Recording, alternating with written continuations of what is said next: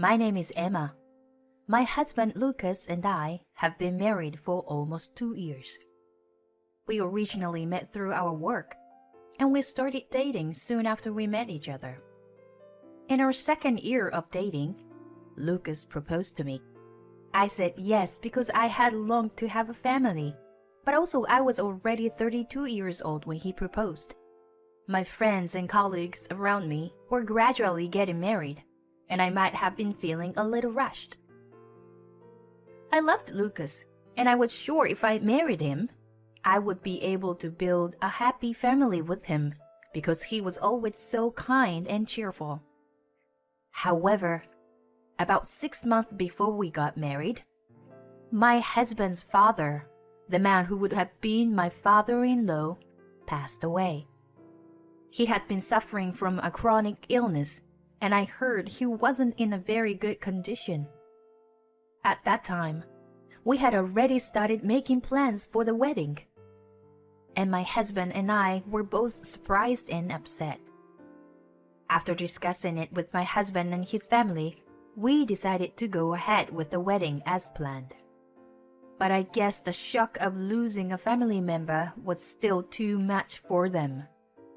Lucas was busy with his work, but he kept coming back to his parents-in-law's house because my mother-in-law was very exhausted after her husband's death.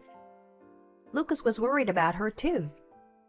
I had seen her a few times, but after losing her husband, she couldn't even eat.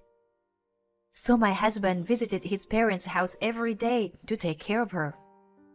I was also worried about my mother-in-law, so I sometimes went with my husband, but my mother-in-law was in a rough condition to talk to me. 1 month before the wedding, my husband made a proposal to me. If things continue as they are, my mom may go crazy. I'm thinking of moving in with her when we get married. So, what do you think, Emma? To be honest, I didn't know what to say. It's not that I don't like my mother-in-law. I know that my husband is worried about her so much. But it's a different story when you are asked to move in and live with in-laws. Let me think about it, okay? I told him that and asked him to give me a few days to think about it. I talked to my parents and thought a lot about what I should do. As a result, I came to the conclusion that living with my mother-in-law would be the best way for me to spend my days with my husband, whom I loved very much. To be honest, I'm not so sure I'm keen on the idea, but even if I start a new life with my husband, he will continue to worry about my mother-in-law. And if my husband has to go to his parents-in-law's house as often as he does now, even after marriage, I thought it would be better for us to live together to start with. My husband was very happy when I accepted to live with mother. Thank you so much. Mom will be very happy. His face lighted up, and it made me happy too. In fact, when I went to my parents-in-law's house before the wedding, my mother-in-law said to me, I am sorry, Emma. You have to live with me all of a sudden. But thank you. I am glad you are going to be my son's wife. That's what she said to me. I knew that my mother-in-law was a sweet person. And because she raised my husband, I thought Lucas was, of course, a wonderful person. So I wasn't too worried at this time. I didn't know that my life with my mother-in-law was about to start like that. A few days after we went to my parents-in-law's house to say hello, we had a successful wedding ceremony. With the blessings of many people, we became husband and wife. The next day, we started preparing to move to my in-laws' house in earnest. I was also working, so I was busy every day. But after we moved in, my mother-in-law became cheerful day by day. She always prepared meals for us on weekdays because she knew we were both working. She also does the shopping for us on a regular basis. Mom gets so much better now. I guess it's hard to be depressed when you have someone to live with. My husband seemed very happy to say that. Seeing such a happy husband, I couldn't help but began to smile. One day, after about 2 years of such a smooth, cohabiting and newlywed life, it was a sudden event. I happened to take a weekday off to use my paid vacation. I usually leave the housework to my mother-in-law, so I decided to do it all by myself that day. As I was preparing for lunch, she spoke to me from behind. "Oh, thank you, Emma. I'll help you with something too." "It's okay. I always leave it to you. Please, let me handle it today." "Oh, really? I'll be happy to then." While chatting with my mother-in-law, who was as friendly as ever, I prepared lunch. And when it was ready, I put it on the table and we sat down to eat. Then, my mother-in-law opened her mouth.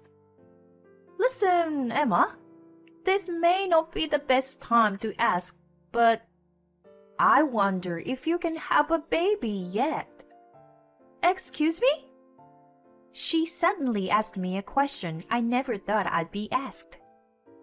The side dish I was holding on slipped out from between the fork. Seeing me like this, she continued. "Well, you've already been married for a year, and you still can't even have your first child?" That's what she said, and I was at a loss. "It's not that we don't want children, but I didn't happen to be pregnant yet." "Well, Mother, they say that children are a gift, and I'm letting my timing and Lucas's timing take care of itself." When I replied with a smile, my mother-in-law's face instantly turned grim.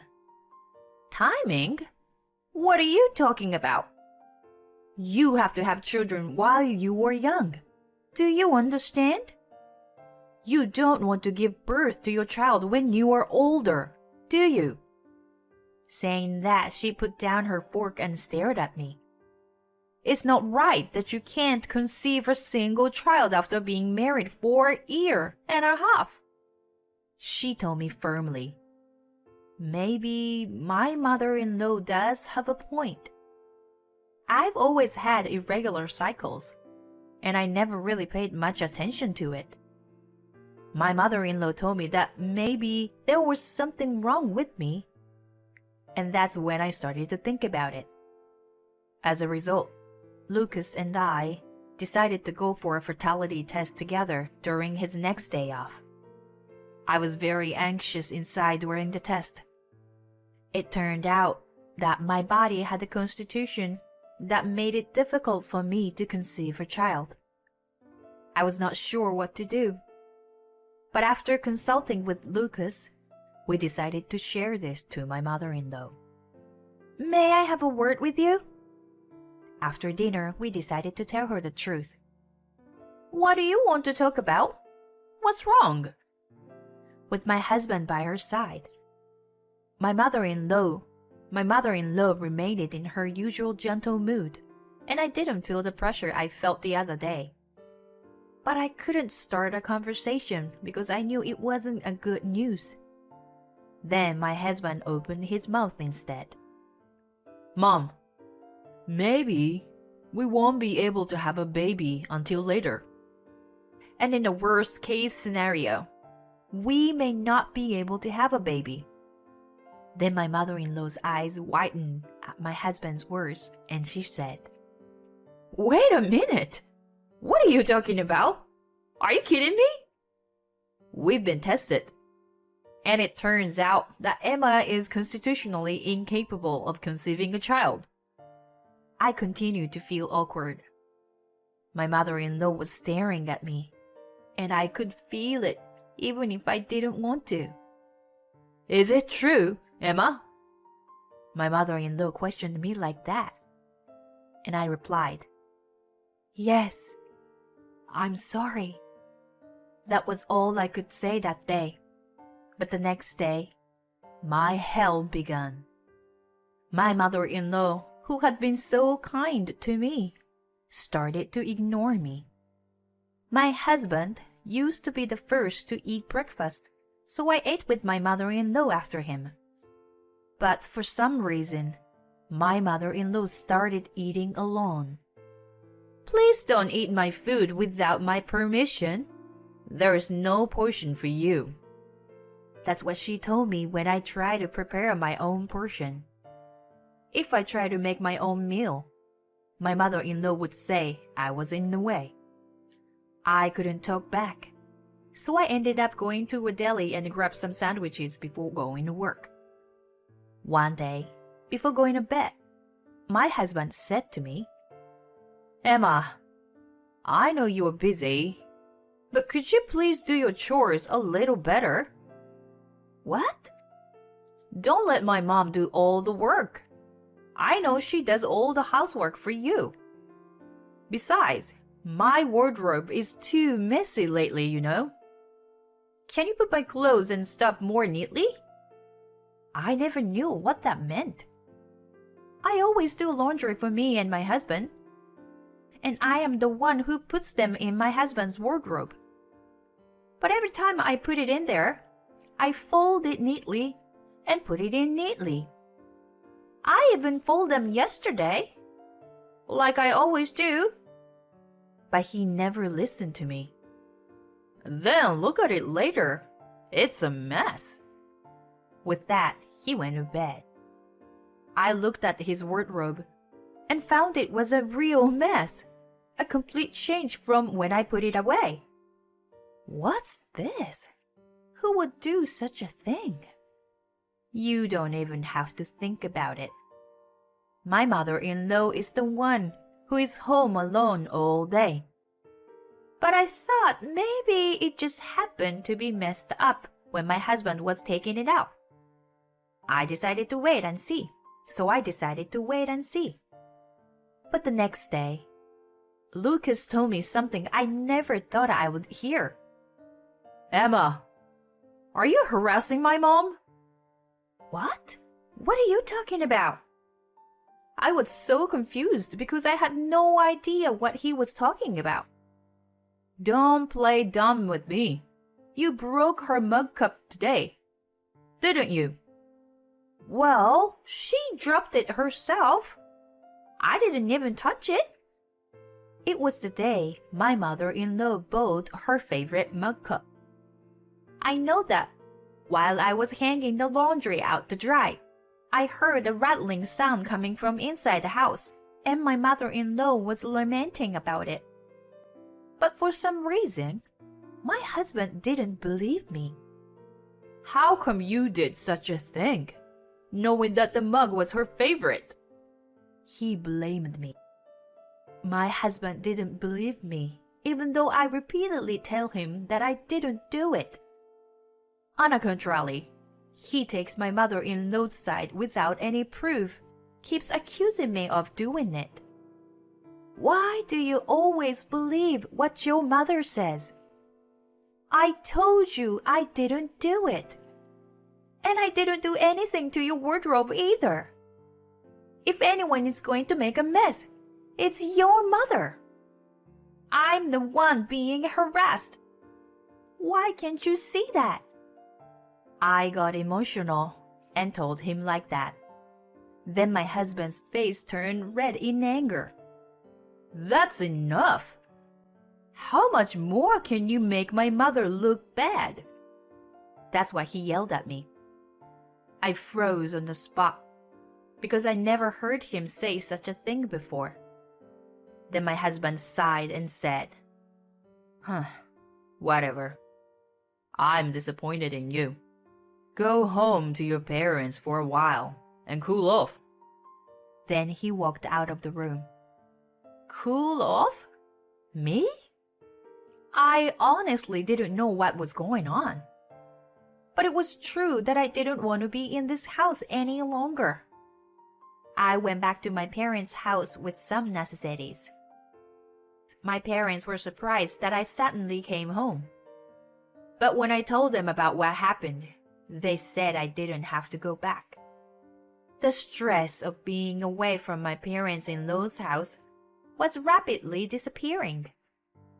I was commuting to work from my parents' house and was living a reasonably fulfilling life. About a month later, I got a text message from my husband. "Emma, I know you want to come home. I will forgive you if you apologize to my mom." The moment I saw that email, I felt a surge of anger towards my husband and mother-in-law that I almost forgotten about. Why should I apologize? Why do I have to be the bad guy? "Okay, I'm going home tomorrow," I text him back. The next day, I went to my parents-in-law's house to take revenge on my husband and mother-in-law. After work, I went there for the first time in a month, and I pressed the intercom. My mother-in-law answered. My husband had not come home from work yet. As soon as she saw me, "I'm so glad you finally came home, Mrs. Bad Wife. I wonder if you've reflected on what you did." She smiled at me as if she was looking down on me inside. I was taken to the living room, but as expected, my mother-in-law's ranting didn't stop until my husband returned. "I heard you told Lucas that it was my fault. How could he believe that? You are just a stranger to us. You've been in the way from the beginning, you know." I wanted to yell at her, but I held it in until my husband came home. He came home a few minutes later. "Emma, did you apologize to her?" That was the first thing he said. No, I didn't. There's nothing to apologize for." When I said that, my mother-in-law and my husband stormed in on me. "If that's the case, why did you come back?" "I was trying to get you to come back to live with us." I took a deep breath and said, "Thank you for everything you have done for me. That's what I came here to say."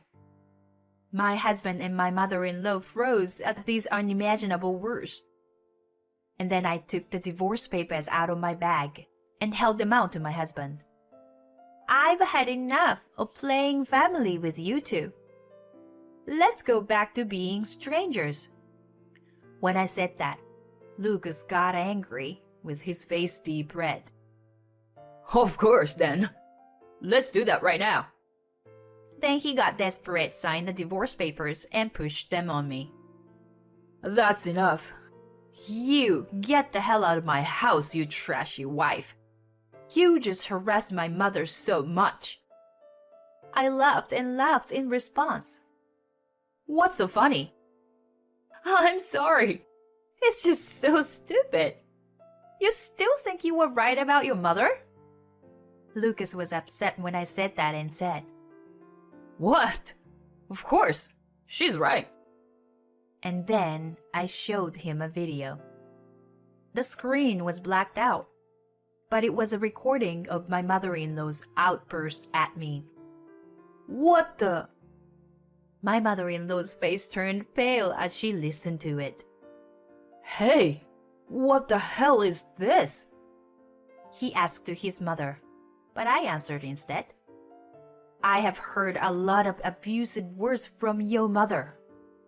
So I've been making a video whenever I am alone with her, ever since I had the idea." "Then, why didn't you show it to me earlier? And then this wouldn't have happened." I was so disappointed in Lucas, who again blamed me for his own mistake. How funny! If I hadn't shown it to you, you wouldn't even have believed me, right? We're husband and wife, and you didn't intervene or try to solve the problem. You only took your mother's side. When I said this to him, he fell silent and turned his head down. By the way, I didn't do the wardrobe thing either. If you think I'm lying, go to the police and ask for fingerprints or whatever they do. I'm sure your mother's fingerprints are all over the place. When I said that, he huffed and said, "Mom, please say she is lying." He confirmed it to her with a pale face. As expected, my mother-in-law was intimidated by the word police. She didn't deny what she has done so far. "So, I'm going to say goodbye now. Bye." As I was about to leave, my husband came up behind me and said, "Wait, Emma, I'm sorry. Please, please forgive me." He began to string together lines that I've only seen in a comic book. But my feelings have not changed. Be good to your favorite mother. With that, I left my parents-in-law's house. After that, my husband contacted me a lot for a while, but I ignored him completely. I even hired a lawyer. I sued my ex-husband and my mother-in-law for alimony, claiming emotional distress, but it wouldn't make any difference. I was able to get them to pay me a reasonable amount of money. I don't know what my ex-husband and mother-in-law are doing now, and I am not interested in that. I now rent an apartment near my parents' house, and I am living a much more fulfilling life than before. I realized that marriage is not something to be rushed into, and that you should get married only after you know your partner's family properly. From now on, I would like to make the most of my reflection and try to be a better judge of people.